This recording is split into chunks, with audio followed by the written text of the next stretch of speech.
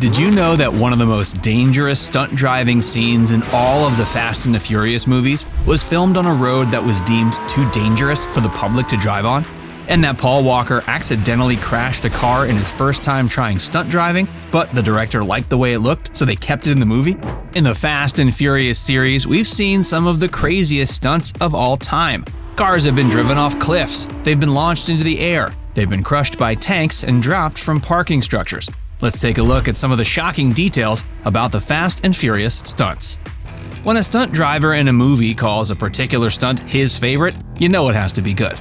Robert Nagel started on the series in Fast 5, so when it came time to film Fast and Furious 6, he was pretty accustomed to what was expected of all the stunt actors. But even for Nagel, the opening scene of FF6, you guys cool if I call it that? Okay, great, was way intense. In the scene, Dominic Toretto, aka Vin Diesel, and Brian O'Connor, aka Paul Walker, race down an incredibly windy road in Spain. They're trying to make it to Mia, Jordana Brewster, before she gives birth, but this was no ordinary race to a birth. The two of them curve around at insane speeds with only giant rock faces on one side and, a plunge to their death on the other. Filmed in Tenerife, one of the Canary Islands, the shots are beyond gorgeous and almost beyond safe. According to Nagel, he drove the camera car, which followed the two main cars at pace. And driving the two cars were two absolute pros, rally car expert Mark Higgins and Ben Collins, a former Top Gear driver. And Nagel admitted it wasn't even the driving that caused him the most stress, it was the Spanish road itself. He said the road had literally been recently deemed too dangerous to drive on and was officially closed to the public. So yeah, not exactly the type of terrain to make you feel safe driving at fast and furious speeds. But that was just the half of it. Nagel said the road was littered with giant potholes, and not because the local government was slacking on their repair crews. The potholes were because of the constantly falling rocks that had been pummeling the road. So, not great conditions for safe stunt driving. But they managed to totally pull it off, and the scene looks incredible. Jack Gill decided to make the incredible happen when he was stunt coordinator on Fast 8. According to Gill, when he got the script, it called for a simple drag race, but he knew better than that. There was no way he was going to let them basically show the type of scene audiences had gotten in almost all the movies so far. He knew he had to take it up a notch. Let's make it big, long, lots of corners, lots of speed. Gill's goal was to show Havana, Cuba in a flattering way, all the while coordinating 100-mile-per-hour chases in 10 square blocks of tight city streets. And if that wasn't tricky enough, they also decided to have Vin Diesel's car get set on fire, just to make things more difficult for him.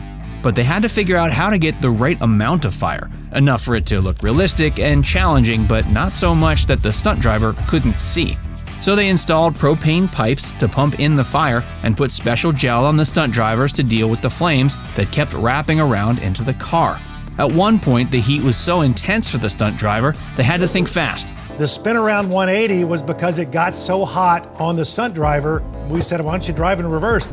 And it really goes just as fast in reverse as it does forward. It's like they always say, if you can't stand the heat, drive backwards. Backwards isn't the only strange direction that the Fast and Furious stunts went in. One of the most famous stunts happened in the first movie, when Vin Diesel's Charger flips over a big rig. To pull it off, they used a pipe ramp so his Charger would fully flip over the truck. They were pretty confident they'd be able to accomplish that part. The more challenging part, the landing. They really didn't know how the car would react to that intense of a flip and landing. They equipped it with every safety component they could think of, like a thick roll bar and suspended racing seat. Yet they didn't quite know the path the car would take. They weren't sure how the flip would go and what part of the car could make first contact with the ground. So when the car flipped, everyone held their breath and hoped for the best. Fortunately, it not only looked great, but the stunt driver landed safely, and the safety elements were hidden from the camera. And yet, having stunt actors come away unscathed for an entire movie is still a staggering feat. And, spoiler, it didn't happen in all the Fast and Furious movies. In the first movie, they might have pulled off that Charger flip successfully, but they also had a broken leg of a stunt actor, courtesy of a pretty nasty motorcycle flip. It's during the chase scene when Brian is being chased on motorcycles by Johnny Tran and his cousin. At one point, one of the stunt drivers flipped his bike onto a muddy section, and the motorcycle flipped onto him. It looked pretty incredible, but unfortunately, it left him with a broken leg. And it wasn't really anything that he or the stunt team did wrong. Sometimes when it comes to pulling off amazing stunts, things can just go wrong. Things also went wrong for a stunt Paul Walker did in the second movie, but in a good way. Let me explain. After the first movie, where all the stunts were handled by stunt drivers, Paul wanted to get in on the action. He was starting to really get into cars and was intrigued by the stunt driving. So he convinced the director, John Singleton, to let him do a small stunt with an emergency brake stop at the end of the first race sequence. It was a super simple stunt for any stunt pro, but for Walker, who was still new at stunt driving, it was a thrill. That shot went perfectly, so Singleton decided to let him try out some driving in a police chase scene. Things did not go as planned. Walker ended up accidentally flying over a curb and destroying a parking meter. Not great, right? Well, it turns out Singleton immediately watched the footage and absolutely loved it.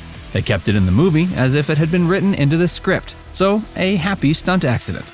Of course, most of the time, stunt coordinators and drivers do everything they can to make sure there aren't any accidents. One of the most famous stunts involved two cars slamming into each other. They tried to plan everything to perfection, but that's a nearly impossible task when it comes to two objects smashing into each other at crazy speeds. One of the cars, the Corvette, flipped over, which is not something they realized would happen.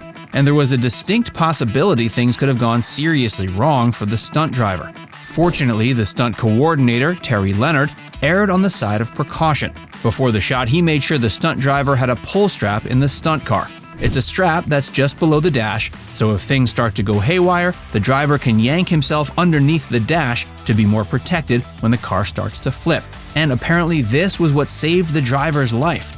So next time you watch this scene, remember it not only looks cool, but a stunt driver risked his life to give it to us.